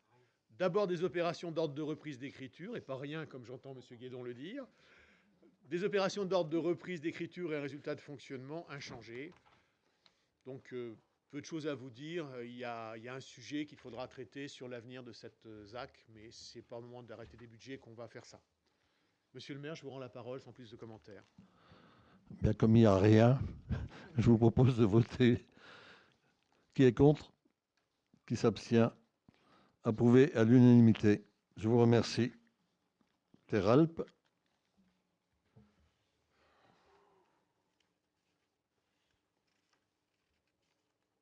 Alors, la société Terralp a été titulaire d'un lot du marché d'extension et de réhabilitation du groupe scolaire Saint-Exupéry. Et cette société a fait l'objet d'une liquidation judiciaire le 26 janvier 2024. Et cela avant d'avoir achevé les travaux. Très normalement, le marché a été résilié par décision du maire dans la foulée, le 18 avril 2024. Or, une avance d'un montant de 9 119 euros et 16 centimes avait été versée à l'entreprise au titre des avances sur travaux et n'a pas fait l'objet de remboursement sur les situations payées à cette dernière. Par ailleurs, des retenues de garantie prévues au marché et versées par la société Terralp pour un montant de 5 694 euros et 92 centimes sont toujours comptabilisées sur un compte d'attente. C'est une situation qu'il faut régulariser au moins comptablement. Donc, il vous est proposé de conserver les retenues de garantie. La recette sera comptabilisée dans nos livres. Et s'agissant de l'avance qui a été versée, d'émettre un titre de 9 119 euros et 16 centimes pour aller récupérer cet argent. Il est clair qu'on va constater qu'on ne le récupère pas, mais au moins on pourra passer les écritures comptables pour régulariser l'opération. C'est ce qui nous importe. Donc, vous êtes invité à approuver la conservation des retenues de garantie qui permettront de réduire l'ardoise, versées par la société Terralp, et de procéder aux opérations comptables que je viens d'évoquer. C'est un peu particulier. Est-ce qu'il y a des questions? On doit titrer pour apurer les écritures. On sait qu'on ne sera pas payé. Monsieur le maire, je vous passe la parole. Bien, pas d'autres commentaires à faire, j'imagine. Donc je soumets au vote. Qui est contre? Qui s'abstient? Approuvé à l'unanimité. On passe à la deuxième conservation. Alors nous sommes à peu près dans le même cadre, puisque Terralp est titulaire d'une tranche de 24 caveaux à notre cimetière. Elle a fait l'objet, comme nous venons de le voir, d'une liquidation judiciaire. Le marché a été résilié très normalement par notre maire. Or, les retenues de garantie prévues au marché versées par la société Terralp sont toujours comptabilisées pour un montant de 4 536 euros et 86 centimes. Nous proposons donc de les conserver, ce qui d'ailleurs fera que nous n'aurons finalement pas d'ardoise. Le conseil municipal est invité à approuver la conservation des retenues de garantie qui ont été versées par la société Terralp. Monsieur le maire. Là aussi, bon, les choses sont claires, hein, donc je vous propose de passer directement au vote. Qui est contre? Qui s'abstient? Approuvé à l'unanimité. Je vous remercie. Ah, là pour moi c'est moins agréable. Je vous propose une subvention exceptionnelle d'équilibre versée au budget annexe cimetière. Les budgets annexes des services publics industriels et commerciaux doivent être financés par les recettes liées à l'exploitation de leur activité. En conséquence, il est interdit par les communes de prendre en charge dans leur budget général les dépenses relatives aux SPIC, services publics industriels et commerciaux. Cependant, j'ai le regret de porter à votre connaissance une écriture de régularisation de 1 190 € et 1 centime suite à la mauvaise ventilation d'une facture de frais de maîtrise d'œuvre entre le budget général et celui du cimetière. C'est juste une ventilation de facture, il n'y a pas de perte d'argent pour la commune. Ce sont des écritures. Il convient de rectifier cela par le versement d'une subvention exceptionnelle du budget principal, budget annexe cimetière, et les choses rentreront alors dans l'ordre. Je vous remercie d'approuver sa délibération permettant le versement de cette subvention exceptionnelle de façon à rééquilibrer notre budget annexe cimetière. Monsieur le maire. Bien, régularisation d'écriture, donc pas de commentaire particulier. Je vous propose de passer directement au vote. Qui est contre? Qui s'abstient? Approuvé à l'unanimité. Merci. Nous parlions de... Je peux reprendre la parole? Ah bien sûr. Merci. Faisez. Nous parlions de services publics industriels et commerciaux. Ce sont encore des budgets, comme on le disait tout à l'heure, qui doivent être financés par les recettes liées à l'exploitation de l'activité et normalement, sauf à titre exceptionnel, seulement par les recettes liées à l'exploitation de l'activité. La prévision des dépenses réelles totales de ce budget pour 2026, le budget port, s'élève à 97 144 € et 52 centimes, dont 25 444 € et 52 centimes au titre des dépenses d'investissement, pour notamment l'acquisition d'un bateau de service. La tarification des droits de port nécessiterait une augmentation excessive des tarifs sans soutien du budget principal, d'autant, je me permets de vous le rappeler, que par délibération en janvier 2021, puis par délibération en février 2022, les tarifs du port avaient déjà subi une augmentation importante. Je dis importante, c'est plus de 60%. Le conseil municipal est donc invité à approuver le versement d'une subvention exceptionnelle d'équilibre du budget principal au budget annexe port à hauteur de 27 057 € et 21 centimes. Monsieur le maire. Pas de questions ou de commentaires. Je soumets... Question à droite. À droite. Pascal, oui, pardon. Oui, tout à l'heure, sur la délibération 19, tu as parlé du retrait de l'État, mais qu'en est-il de notre transfert des propriétés du port sur l'État? Oui. C'est un domaine un peu complexe dans lequel je salue quelque chose d'important, c'est-à-dire que les communes du littoral se sont mises d'accord. Dans le Chablais, il est possible que les communes se mettent d'accord. C'est quand même pas mal. Des deux côtés de la Drance. Et des deux côtés de la Drance en plus. Alors, l'accord porte sur quoi? L'accord porte sur le fait que les communes ont demandé à l'État de récupérer la propriété de leur port. L'État souhaite que cette pleine propriété des ports qui est transférée, l'État ne peut pas s'y opposer, notamment il y a une demande des communes, et que la région ne préempte pas. L'État a demandé à ce que tout se fasse en même temps. Donc, de fait, notre concession cinquantenaire, quand même, notre concession a été prorogée pour ce que la bascule des ports se fasse dans l'ensemble des communes au même moment. De mémoire, c'est décembre 2027. Si je dis une bêtise, Madame la DGS me corrigera. Donc, finalement, il nous reste pour réfléchir à comment équilibrer nos ports 2 années. L'idée que l'on pourrait, après laquelle on pourrait courir, ce serait, dans le souci d'être dans la même ligne que les autres ports, prendre, comme on l'a voté en conseil municipal d'ailleurs, la propriété de nos ports existants. C'est-à-dire qu'on n'aura plus de concessions à payer, on sera propriétaire de nos ports à partir de décembre 2027. Et ensuite, peut-être dans un deuxième temps, si vous en êtes tous d'accord, si monsieur le maire porte ce projet, de retourner vers l'État en demandant d'élargir cette disposition pour pouvoir équilibrer financièrement nos ports sans faire exploser les tarifs. La difficulté, c'est que notre port est trop petit pour permettre un équilibre des tarifs, compte tenu des tarifs qui sont pratiqués dans la région, par les ports publics. Je ne parle pas des ports privés, où parfois les tarifs sont équivalents à plusieurs annuités pour une année. On va s'arrêter là. Et on sait quels ports sont concernés pour nous, pour reprendre, Alors, nous, on reprend tous les le- ports qu'on exploitait actuellement. D'accord. Tous Mais à les ports d'autres, sur lesquels on avait concession, mais à le nous. transfert se fait. Hmm.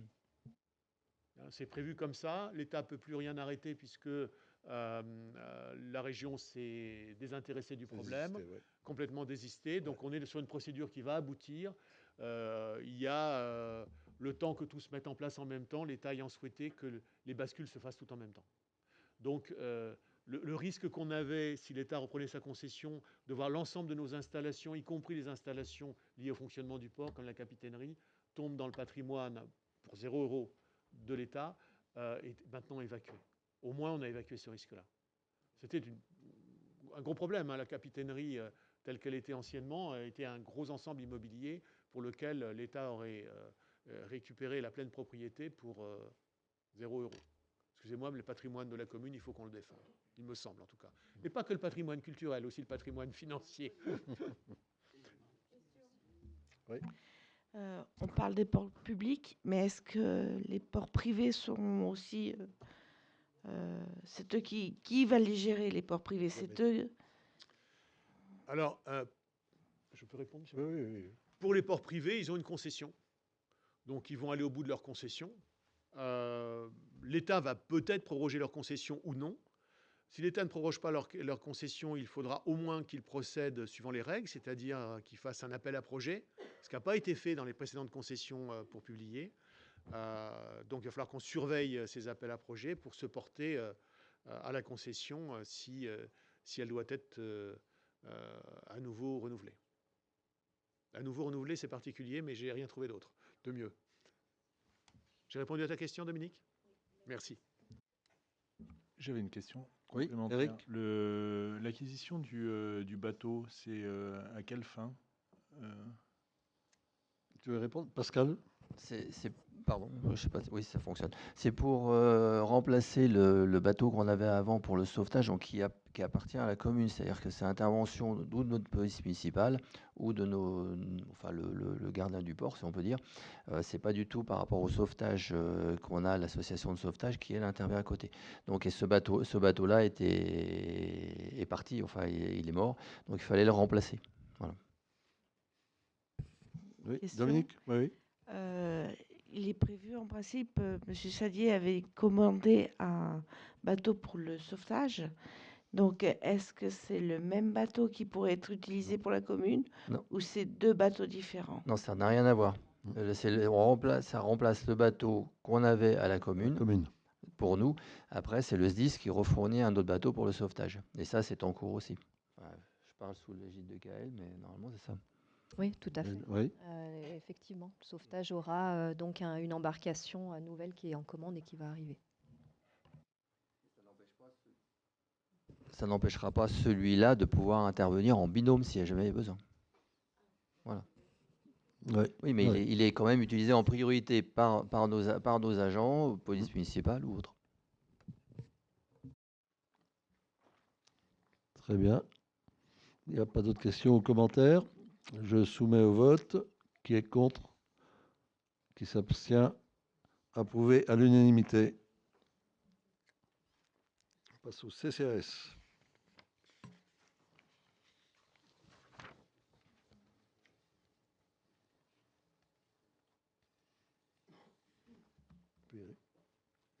Mais j'attendais que monsieur le maire me donne la parole. Moi, je suis dans l'ordre de la discipline. Hein. Je vous écoute, tout oui. Le Centre communal d'action sociale est un établissement public administratif de la commune chargé d'animer et de coordonner l'action sociale municipale. C'est donc une personne morale indépendante de la commune. Hein. On est bien clair là-dessus. Hein. À cette fin, le CCAS perçoit chaque année une subvention de la commune destinée à équilibrer son budget de fonctionnement. Pour 2026, il est proposé une subvention de 220 000 €. Un acompte de 130 000 € a été approuvé par délibération de conseil municipal le 19 janvier 2026. Si bien que le solde à verser sera de la différence, c'est-à-dire 90 000 €. Monsieur le maire. Bien. Est-ce qu'il y a des commentaires ou des questions particulières? Donc là aussi, c'est chaque année. Hein, donc la commune subvient aux besoins financiers du CCAS, qui est une structure indépendante. Pour ce vote, ne prendront pas part au vote, outre le maire, Marie-Elisabeth Camucado, Gilles Grelot, Jocelyne Charpentier, qui a le pouvoir, Éric, oui, Georges Barthes, qui a le pouvoir, Georges Barthes, c'est toi, James, Martine Dutruel et Marie-Claude Girardot. Donc, merci de vous abstenir au moment de ce vote. Qui est contre? Qui s'abstient? Les abstentions. Vous avez compté les abstentions, c'est bon? Très bien, donc je vous remercie. La délibération est approuvée à l'unanimité. Nous poursuivons avec l'attribution des subventions aux associations et approbation des conventions d'objectifs et de moyens. James aussi. Ouais. Ah, c'est moi, là, oui, oui. Tu veux pas? Ok. Alors, certaines associations locales participent à la réalisation d'actions au service de l'intérêt général dans une démarche partenariale, avec la commune et contribuent ainsi à la mise en œuvre des politiques publiques, en particulier dans les secteurs socio-éducatifs, sportifs, social, culturels. La commune souhaite soutenir ces associations en leur octroyant des subventions en numéraire, mais aussi en nature, par le biais de mise à disposition de matériel ou de locaux. Ces subventions ont vocation à soutenir la réalisation d'un investissement, à contribuer au développement d'un projet ou au financement global de l'activité de l'association. Les subventions de plus de 23 000 € doivent faire l'objet d'une convention d'objectifs et de moyens. Néanmoins, il apparaît opportun de fixer des objectifs et de signer de telles conventions avec les associations bénéficiant d'une subvention numéraire de plus de 5 000 €. Le conseil municipal est invité à approuver l'attribution de subventions aux associations pour l'année 2026, d'approuver les conventions d'objectifs et de moyens avec les associations et de m'autoriser à les signer. Donc, je reviens quand même là-dessus, sur la relation que nous avons avec les associations. Lorsque nous sommes arrivés en fonction, il est apparu nécessaire de restaurer un minimum de suivi et de contrôle aussi de l'usage de l'argent public qui est fait par les associations dans la commune.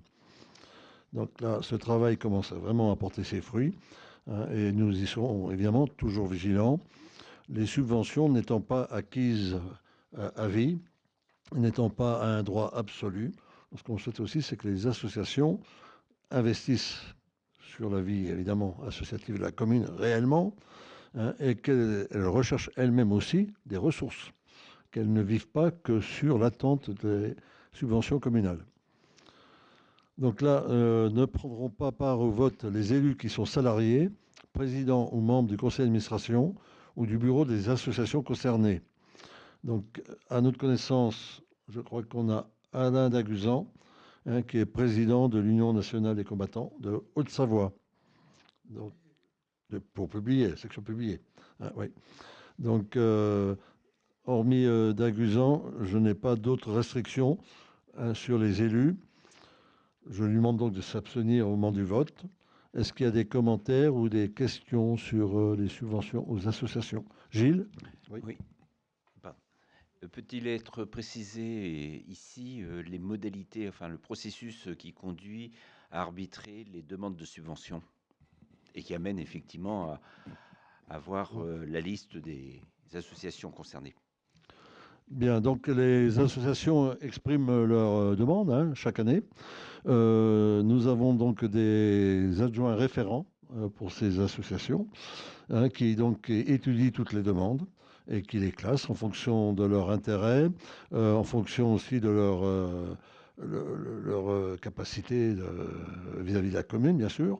On a un certain nombre de règles qu'on s'est données au niveau de la municipalité.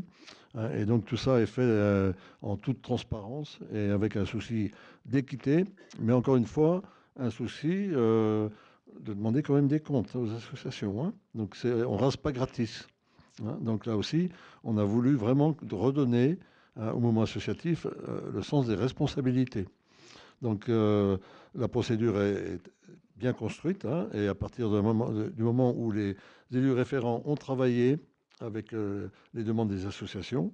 Elles soumettent leur projet, hein, et on fait une classification et on attribue dans le strict respect du budget qu'on alloue aux associations. Il n'y a pas d'autre procédure que celle-ci. Oui, Marie-Elisabeth ? Je voudrais savoir quels sont les éléments qui sont demandés aux associations. Est-ce que c'est le rapport financier annuel de l'Assemblée générale qui est demandé et le rapport moral? Alors, on vient de dire juste avant les seuils financiers, hein, pour lesquels on demande effectivement des comptes. Hein. Au-delà de 5 000 €, je pense qu'on peut raisonnablement quand même demander l'utilisation qui est faite de cet argent public. Et nos subventions n'ont pas vocation à faire de la capitalisation. Hein. Elles doivent être réutilisées dans le cadre de l'objet, hein, même de ces associations. Elles ne sont pas là pour thésauriser sur le dos de la collectivité. Donc on attend des résultats. Et quand une association ne rend pas les services, eh ben, l'année suivante, on lui dit qu'elle n'aura pas de subvention. Alors c'est pas très populaire, mais on tiendra bon. C'est une question d'éthique, hein, et de respect. Et aussi, je pense, pour les associations, de ne pas tout attendre sans effort. Donc, et l'effort, c'est rechercher des financements par elle-même aussi, et c'est évidemment contribuer réellement à l'intérêt de la collectivité. Donc une association qui ne produit rien pour la commune, pas l'intérêt pour nous de la soutenir. Alors après, on traite, puisque c'est toi qui poses la question, Marie-Elisabeth, et que tu as en charge le CCAS, pour le CCAS, on est dans une autre dimension. Hein. Donc c'est plus la vocation sociale et l'engagement social de ces associations-là. Oui. Je posais la question d'une façon générale, absolument pas du CCAS.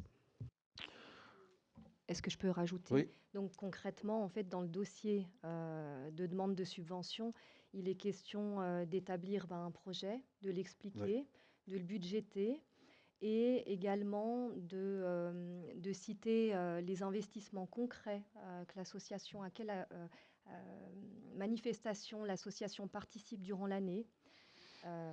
Et également, j'ai oublié ce que j'allais dire. En fait, dans une association, la seule façon de savoir si effectivement l'argent public, entre autres, a été bien dépensé, c'est d'avoir le rapport moral et financier de chaque assemblée générale. Il est aussi question d'écrire combien de publiérins il y a dans l'association, combien d'adhérents de la CCPVA et d'externes également. Oui, Dominique, micro.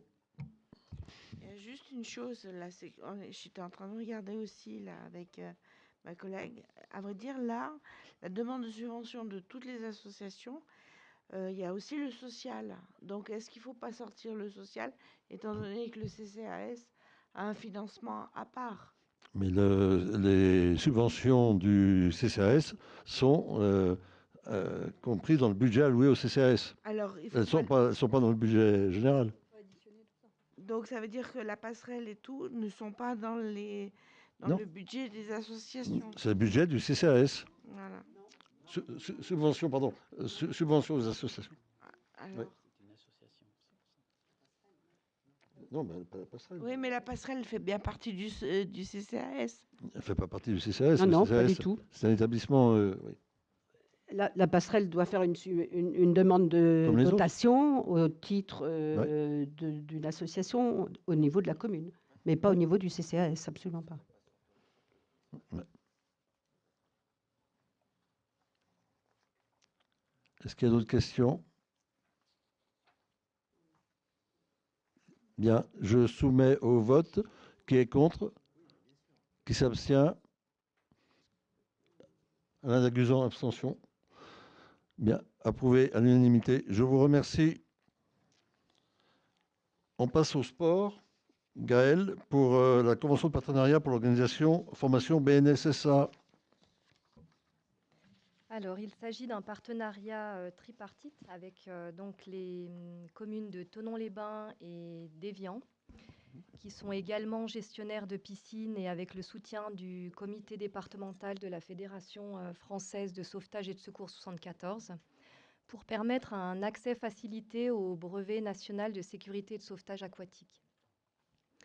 Donc ce dispositif viendrait pour la 3e année consécutive apporter une réponse pragmatique à une difficulté commune de recrutement de personnel qualifié pour assurer la surveillance de nos espaces aquatiques.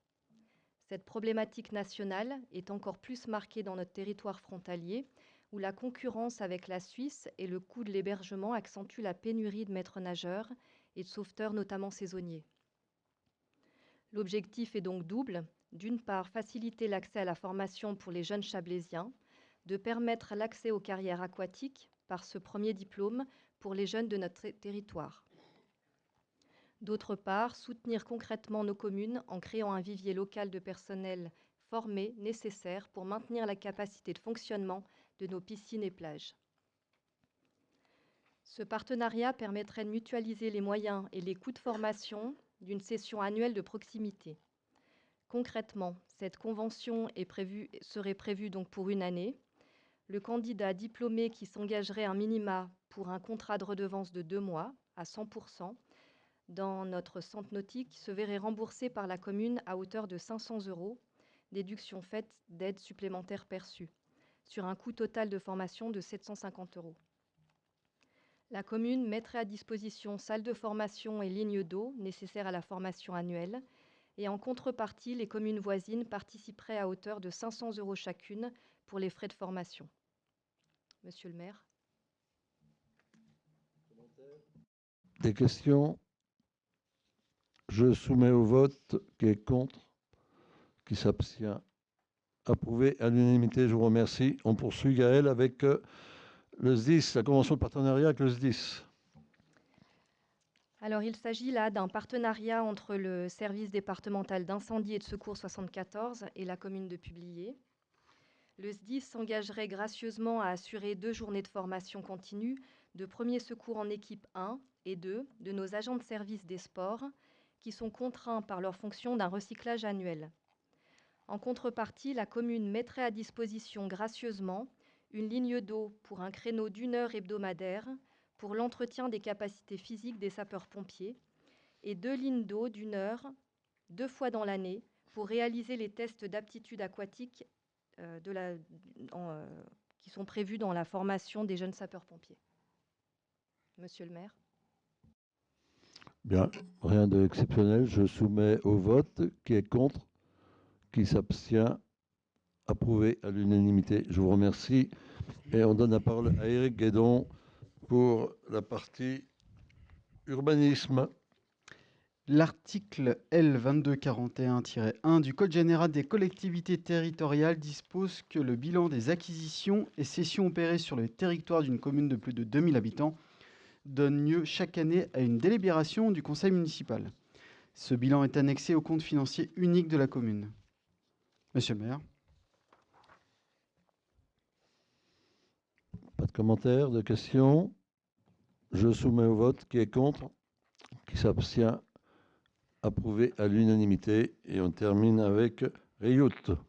Oui, la Société des eaux minérales d'Évian a lancé le projet de sobriété hydrique Riout, dont l'objectif est de réduire les prélèvements totaux dans le lac d'environ 30%, ce qui représenterait une baisse d'environ 165 millions de litres par an. Le projet a constitué en la pose de 2 canalisations afin d'alimenter en eau industrielle l'usine d'embouteillage et de réutiliser les eaux de process industriel de l'usine pour arroser le golfe. Ces 2 canalisations ont été posées dans la même tranchée sur un linéaire d'environ 6,5 km. Le tracé emprunte essentiellement les chemins piétonniers situés au sein de la Côtière boisée, où la commune est propriétaire de la très grande majorité des parcelles. Dans ce contexte, il est apparu nécessaire de créer une servitude de tréfonds avec la Société des eaux minérales d'Évian sur les parcelles et voies communales concernées par le projet. Une convention de servitude a donc été établie en ce sens. Il est précisé que cette servitude a donné lieu à une indemnité pour occupation du domaine public, la commune ayant depuis lors acquis 3 parcelles supplémentaires, cadastrées AT numéro 92, AT numéro 93 et AK numéro 63. Il convient d'ajouter ces dernières à la convention par un avenant. Monsieur le maire. Bien, simplement, c'est un projet quand même particulièrement vertueux, puisqu'on utilise les eaux industrielles de la société de l'usine d'embouteillage, hein, qui sont remontés, hein, pour arroser en particulier le golfe. Hein, donc, et au passage, la commune a un accès aussi à ce réseau d'eau industriel qui nous permettra aussi de réaliser, je pense, quelques économies pour nos arrosages. Oui, vous voyez, on a vers la source Oriane, il y a un système qui a été mis en place, mais on pourra utiliser cette eau industrielle qu'en 2027, parce qu'en 2026, en fait, ils vont tester le processus. Oui. Voilà, donc en 2027, on pourra utiliser cette eau pour l'arrosage ou la voirie. C'est un chantier qui a été géré de façon exemplaire, on peut le dire, hein, assez rapide, propre. Donc les terrains ont été restitués vraiment très, très bien. Et ça nous a permis de régulariser pas mal de petites situations foncières. Et ça nous a refait les chemins tout neufs. Aussi, voilà. Très bien pour la CAPSN. Bien, écoutez, est-ce qu'il y a des commentaires? Oui, Eric? Oui, j'ai juste une question. On parle d'un dédommagement, non? C'est ça c'est d'une indemnité. C'est l'indemnité de servitude a été calculée de quelle manière? Il